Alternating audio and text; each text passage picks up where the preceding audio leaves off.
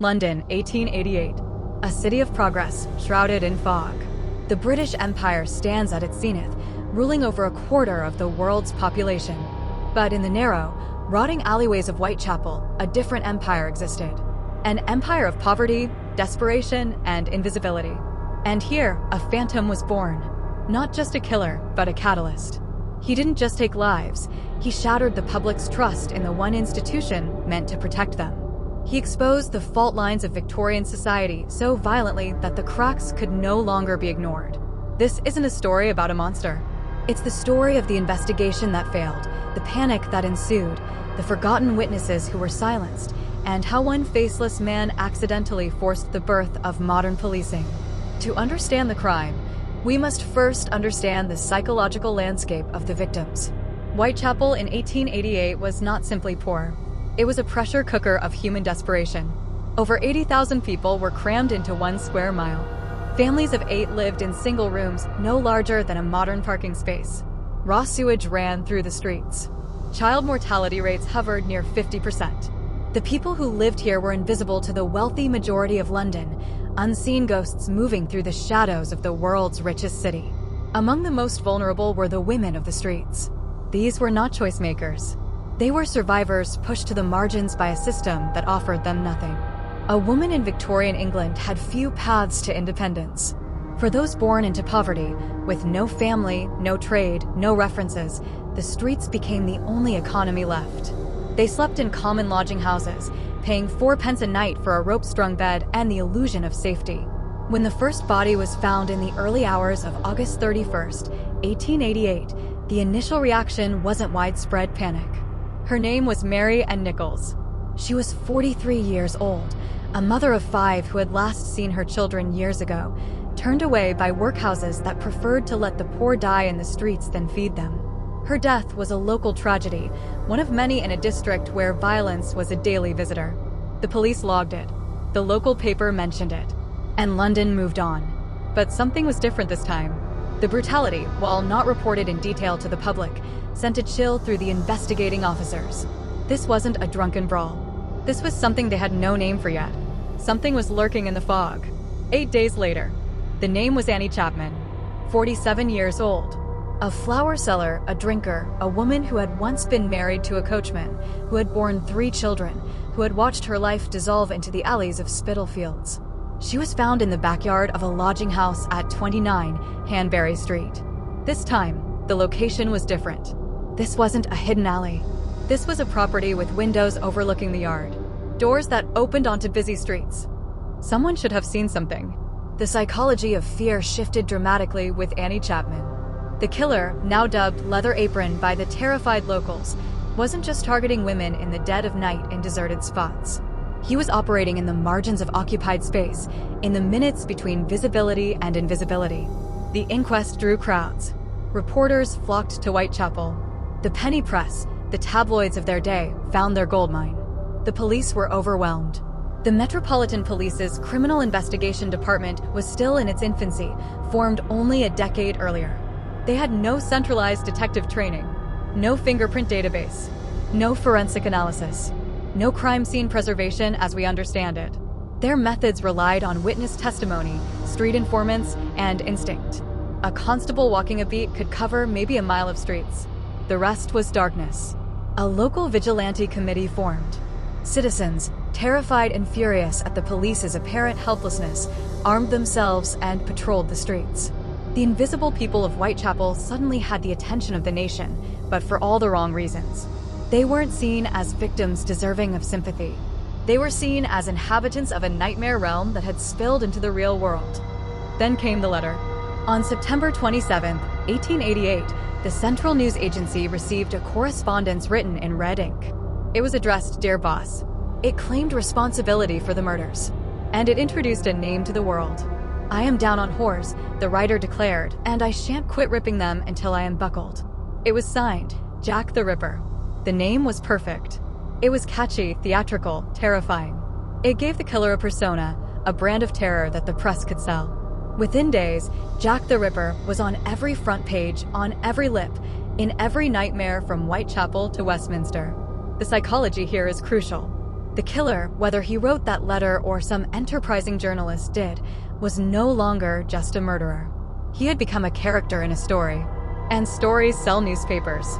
The fear was no longer about the victims. It was about the idea that a phantom could operate with impunity in the heart of the world's greatest city.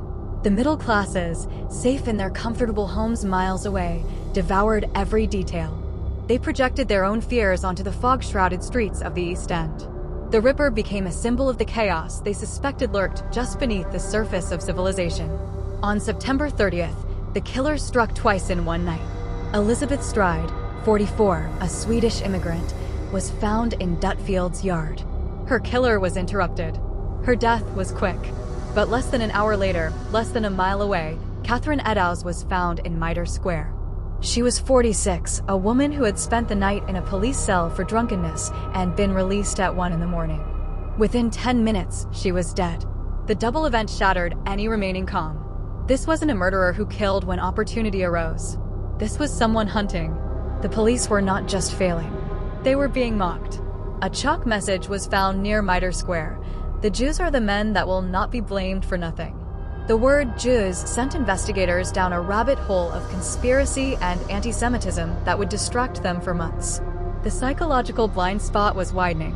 While the world focused on the hunt for a foreign fiend, a phantom Jew, a monstrous outsider, crucial evidence was sitting in the memory of a man named George Hutchinson. And this is the part of the story that most documentaries rush past. This is the forgotten piece of the puzzle that changes everything.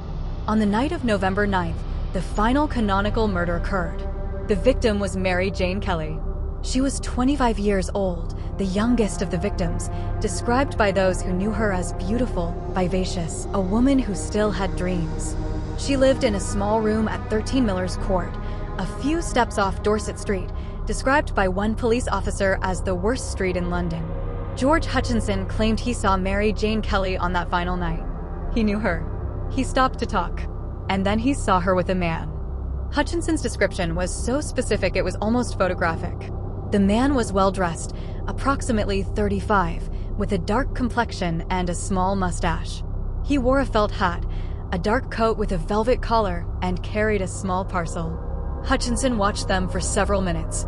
He saw them enter Miller's Court. He waited. He saw nothing. He went home. When the murder was discovered, Hutchinson came forward. He gave a long, detailed, and consistent statement. He even watched suspects parade before him, picking none. Modern psychological analysis of the case suggests his testimony was likely sidelined for one simple reason: it didn't fit the narrative. The police and the press had constructed a monster, a savage from the slums, a foreign predator. Hutchinson described a gentleman, a man who could walk through the city without suspicion. He looked like he belonged in the West End, not Whitechapel.